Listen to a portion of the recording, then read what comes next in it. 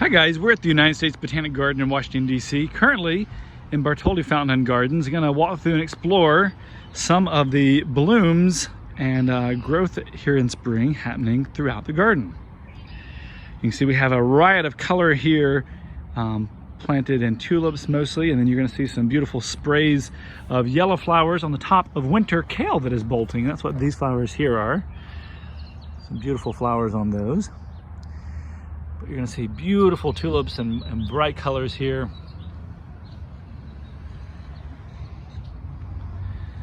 That's the administration building for the Botanic Garden there that we're currently in front of, exploring these flowers.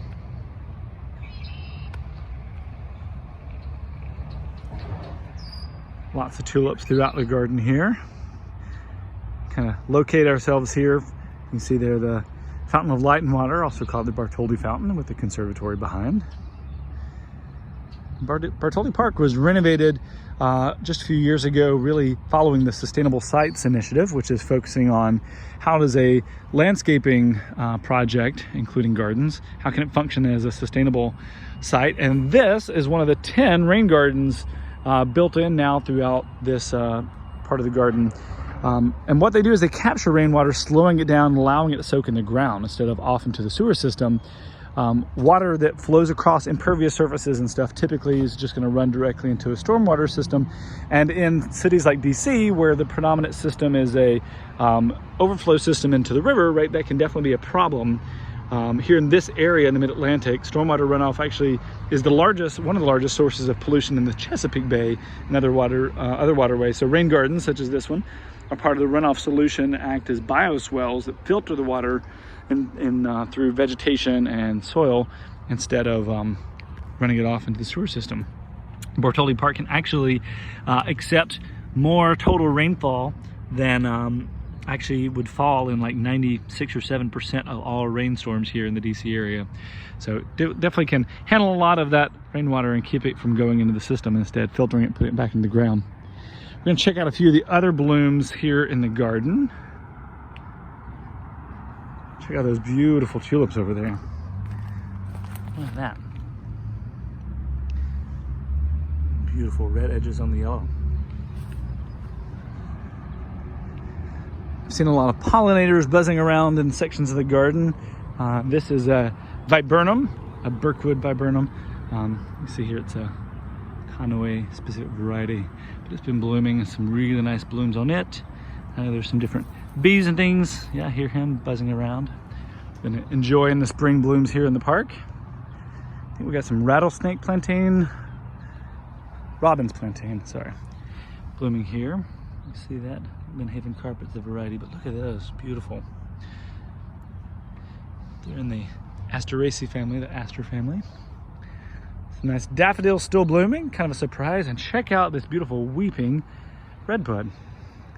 Cercis canadensis is an eastern redbud native to this area, but this is a Covey lavender twist variety, and these beautiful pink flowers all over on this wonderful twisted weeping variety. See it with the Capitol Dome there in the background. It's the Rayburn House Office building there on the other side of the garden. We'll keep walking, kind of explore a bit more if you want to hang around for a little bit. Wow, look at these more beautiful daffodils. This is unusual for us to have so many daffodils still hanging around in April.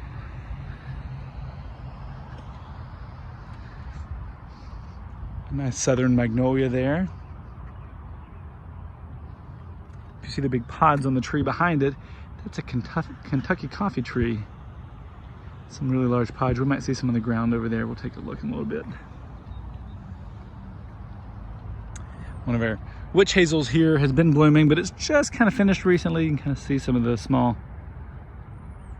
next steps. Those beautiful yellow flowers have all passed already. It's another one of our rain gardens here, and this one this summer will be full of beautiful big red hibiscus. That's what all of these beautiful white stems are throughout this rain garden. I'm gonna go check out a few other parts of the garden. I see another beautiful redbud here with some tulips all surrounding it. Look at that. What a beautiful view. You know, one of the other components of the Sustainable Sites Initiative when this park was being renovated was reusing materials, and so all of this flagstone actually was taken up either from the previous paths in the garden or from other parts here on Capitol Hill and reused for this project instead of buying new flagstone. It's more beautiful. Deep purple tulips here. More of that robin's plantain flowers there.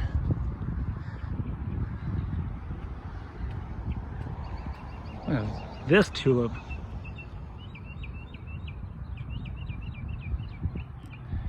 Beautiful sort of half and half colors.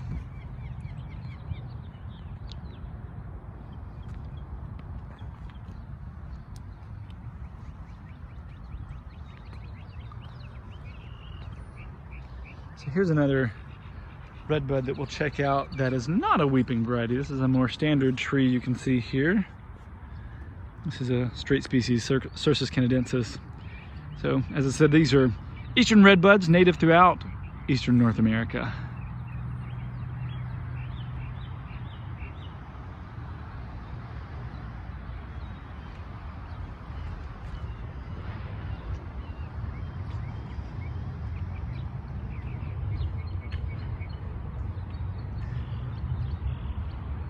There's the Fountain of Light and Water, created by Mr. August Bartholdi. He created it for the 1876 America's centennial in Philadelphia, and he completed this project working on it while he was also working on the Statue of Liberty. You might know his other work there in New York in the harbor.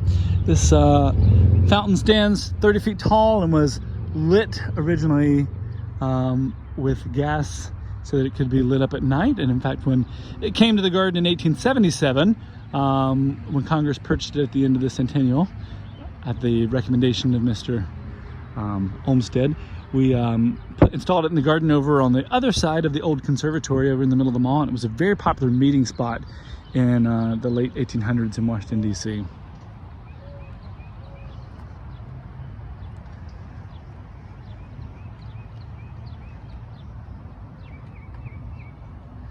Some more tulips and another redbud I see blooming over there. You know, we'll kind of take a path here and check out some of the other paths. Look at there, I see a robin looking for some worms. Looks like he got one actually.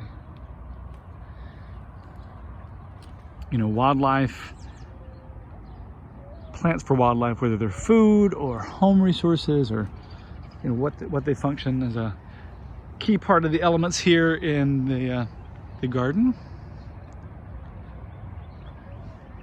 Check out these Highbush blueberries. They got some beautiful flowers on those.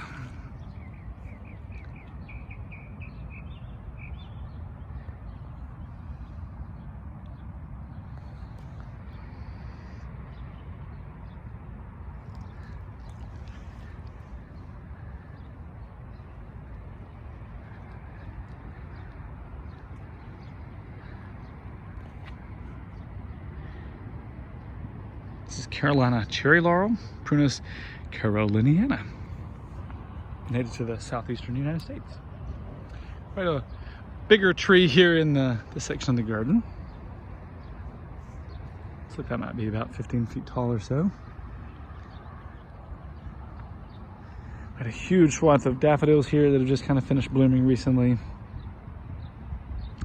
It's beautiful pops of color all throughout the park here. So we have some phlox blooming here as well.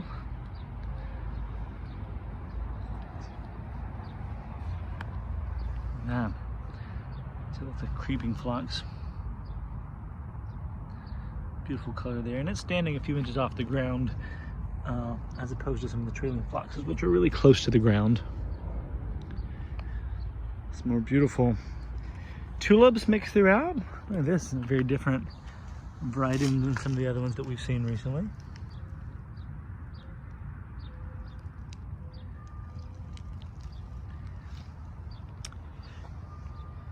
Using local materials is also a key component of the Sustainable Sites Initiative. So this furniture that was built and added in was made from a white oak that had naturally fallen here in the Virginia area, just outside of DC, and trying to use local instead of importing maybe teak or some other woods like that from other parts of the world, even typically brought in from kind of the opposite side of the world.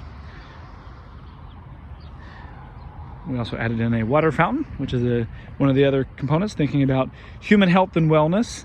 And so we also use the garden here for yoga classes.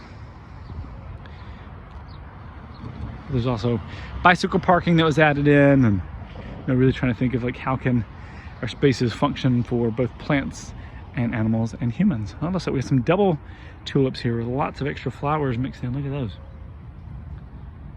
Looks like there's a pink one over here too.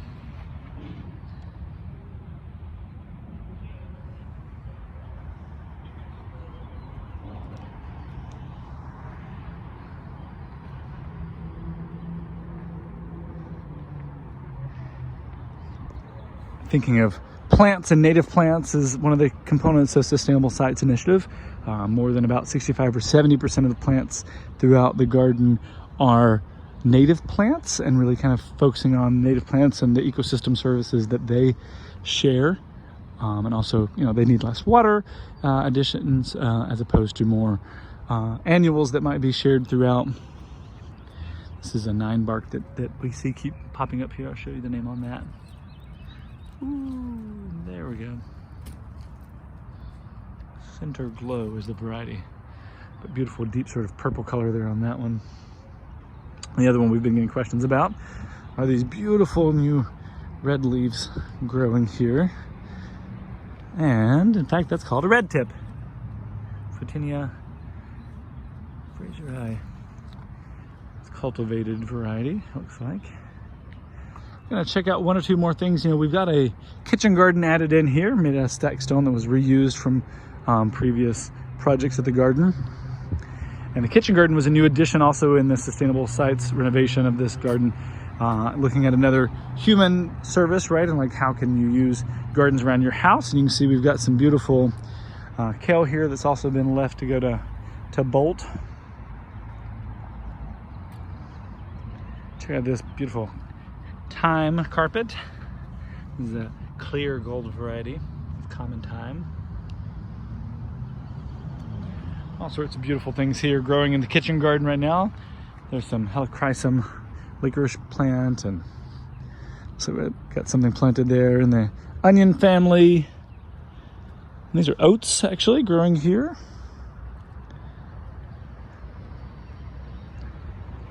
And they've put up some new fencing made out of some different tree limbs and things. That was just built, I think, either earlier today or yesterday. That's gonna function to let some peas grow up, I believe. I see some tiny little plants there that have been planted. Looks like we might have some lettuces planted here, but it's a great changing garden. It has to change every season, looking at what you can kind of grow to use in the kitchen, mostly for food, but sometimes for maybe some medicinal purposes or other things. See some Swiss chard. Look at the beautiful color on these. This is bright white. This is the variety of that. Some beautiful Swiss chard. Oh, looks like we have some asparagus coming up. And one other thing I want to share before we kind of sign off here, check out the beautiful blooms on this Cherokee Princess flowering dogwood.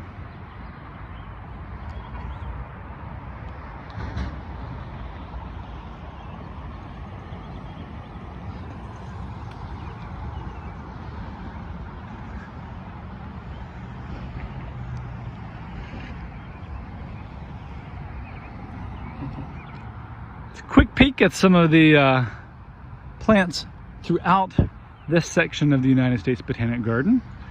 We thank you for exploring with us for the afternoon. We look forward to sharing more with you coming up.